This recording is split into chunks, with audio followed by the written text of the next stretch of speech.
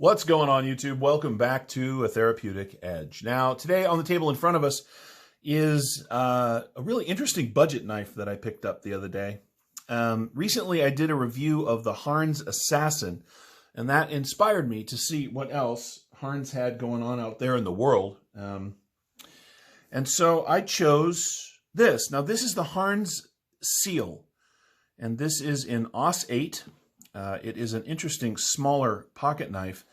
The shape of it is really what drew me to it, so I figured I'd pick it up and bring it to the channel and see what there was to see. Now, I have carried this and used it. They seem to do a really good job on their Aus 8. I have a couple of other Aus 8 knives. I have a number of them, actually. And the steel can be a little soft, but in this thing's case, I don't know. I don't know if they did the heat treat really well here or what, but it seems to hold an edge better than my other Aus 8 knives, which is really nice. So let's take a look and see what we've got going here. Well, you get 1, 2.5 inches of cutting surface. You get basically 3 inches of Aus 8 steel. It is a nice tall blade, which means it is very slicey behind the edge. It's got a really pretty grind. They left the machine lines. The flats are basic satin, but the blade itself has got grind lines on it from the belt, and it really is very pretty. It has a relatively robust tip, which is very nice. It does have a bit of a recurve, which I know a lot of people don't like. I've come to a place where I enjoy it because it allows you to keep the cutting material, particularly in push cuts, centered on the blade. That little bit of a recurve holds the material while you're pushing it so you're not sliding around, which has been very nice. It is comfortable in hand. It is a 3-finger knife for me, which is not the greatest thing in the world, but it is a small knife. It has some very, very large soft jimping on the blade, which, to be frank, doesn't do a lot, but it looks good. It has a very large cutout, which makes this a really fun knife to spidey flick. But you can also just roll it out, which is really nice too. It is G10. It has a G10 backspacer. It is a liner lock, and the liners are nested, which is a really nice touch. They aren't milled, but it is still not a heavy knife. It has a wire clip, which I think is a really nice feature. I like wire clips quite a bit. I do. I think they don't get in the way. There's no hot spot. When they're sitting and folded out of your pocket, they don't cut a particularly brash image. I mean, let's face it, if you're trying to have a nondescript pocket clip, there's that, and then there's something like this, which is, well, you know, let's face it, for office work and for low key, this is much, much better. Don't get me wrong, it's a better knife. But hey, I really enjoy this thing. I really do. Do I love Aus 8? Well, no, you know. But I'm diligently trying to become less of a steel snob. I don't even know how that happened. Part of it is that I really enjoy high-end quality materials for handles. And often knife companies connect high-end blade steel with high-end materials for scales and for other materials like that. But I want to be able to bring a wide variety of knives to the channel. This is the kind of thing where I probably would not have picked this up if I hadn't have first gotten my hands on the updated version of the Harnds Assassin. Now, there are some things that I don't love. Again, the jimping up here is essentially useless. It is nice on the G10 scales, but on the blade itself, it's just very slippery. There's a lot of billboarding. I mean, it screams Harnds in big giant letters right here. And on this side, it says Seal, and then it says, you know, Achi Steel, Aus 8, because Aus 8 is a Japanese steel. You know, beyond that, this is just a nice little pocket knife. Let's do some size comparisons. Well, here it is against the full-size Griptilian, or in this case, the Ritter Hogue. They are the same size. As you can see, the Harnds is considerably smaller than that. Here it is against our old friend, the Rat Model 2. This is also Aus 8. Interestingly enough, even though this has a little more handle and a little more cutting surface, in my hand, I think because of how thick it is through here, the Harnds Seal is more comfortable than the Rat Model 2 for a small knife. What else can we compare it against? Well, let's see. What else is on the table? Oh, this is the SOG Twitch, which is also AUS 8. They have a similar amount of cutting surface.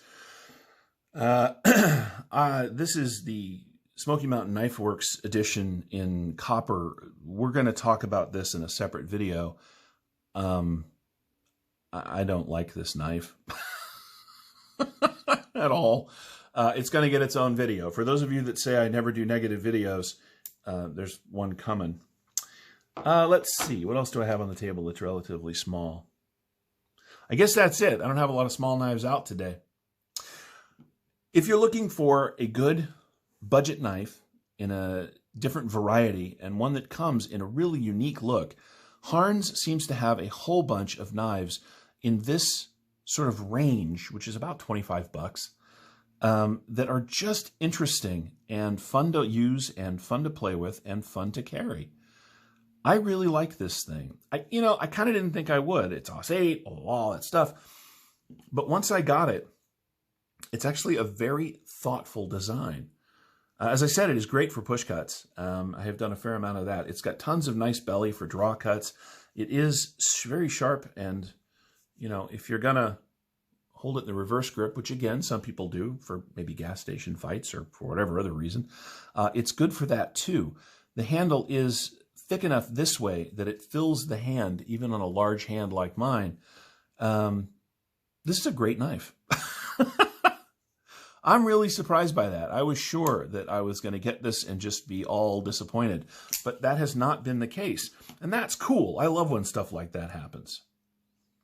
Again, it isn't super steel. You're going to have to sharpen it more. But from a design and aesthetic place, this is a great pocket knife. And for 25 bucks on Amazon or wherever you choose to find it, you're just not going to go wrong. I'm glad I bought it. And if you're looking for good budget knives, I think you might be glad you get one too. Now, could this be a little smaller? Sure. Could the action be a little smoother? I don't know, maybe. It is a little stiff, but that's okay. It does have the nice Harnds pivot, as you can see. That's the H. Something to be aware of with these pivots is these edges are very, very, very sharp. But again, it's a budget knife. If they spent the extra time and money chamfering out those edges, it would cost more, and it seems like they are pretty seriously trying to avoid that. It is a clean design in many ways. I like it. I really do. I think you might too, if you're into budget knives. And let's face it, a good budget knife has a place in any knife collector's heart. It is easy to spend a ton of money on a knife that will always do the job. But sometimes you just want something maybe new, something interesting, something to give to people who aren't exactly knife folks, just something for your glove box or your go kit that is both very useful and interesting, and also costs in such a way that if you were to lose it or something happens to it, it's not the end of the world. Harnds really leans into that category. I'm going to get more of these. Not this one in particular, of course, but more Harnds. I have a ton of Ganzos. I used to have a bunch of Kershaws. I don't anymore. I still have all my Ganzos. But now when I'm in the market for something interesting for the channel or for my collection that is in the budget range, something I think is fun, I'm definitely going to keep Harnds in mind and see what they have out there in the world. And I guess that says something. Right? There are a lot of $25 to $35 sort of budget knives. Excuse me. This is really very good. I mean, while we're talking about budget knives, I'm going to bring something out real quick. This is, of course, the CJRB Gobi. Now, these are not in any way similar, but they're both budget knives. This one is $35. It might be as much as $40, I'm hearing. This, again, is $25. You get more knife here. You do. The G10 is chamfered and rounded. Everything is soft. The bearings are incredibly smooth. but you're paying more. And not everybody wants to do that. Some people want to spend $25 or whatever and drop a knife in their pocket. And man, this is more interesting and better in hand than a whole bunch of $25 and $30 knives that I've had recently. So I guess that's where we're going to land. If you are looking for an interesting knife with a unique shape, decent materials, this one in particular seems to hold an edge at Aus 8 very well. Harnds is a good way to go, and particularly the Harnds Seal here. I'm glad this is in the collection. I really do enjoy this knife quite a bit. Thank you so much for watching. If you have any questions about the Harnds Seal, the Harnds Assassin, or any of the knives you've seen on the table today or any day, feel free to ask down in the comments below. If you haven't done so already, please like the video on your way out. It does help the channel. If you haven't subscribed, please do so. I would love to have you here on a regular basis. I can talk. Watch me go. Thank you so much for watching. We'll see you next time.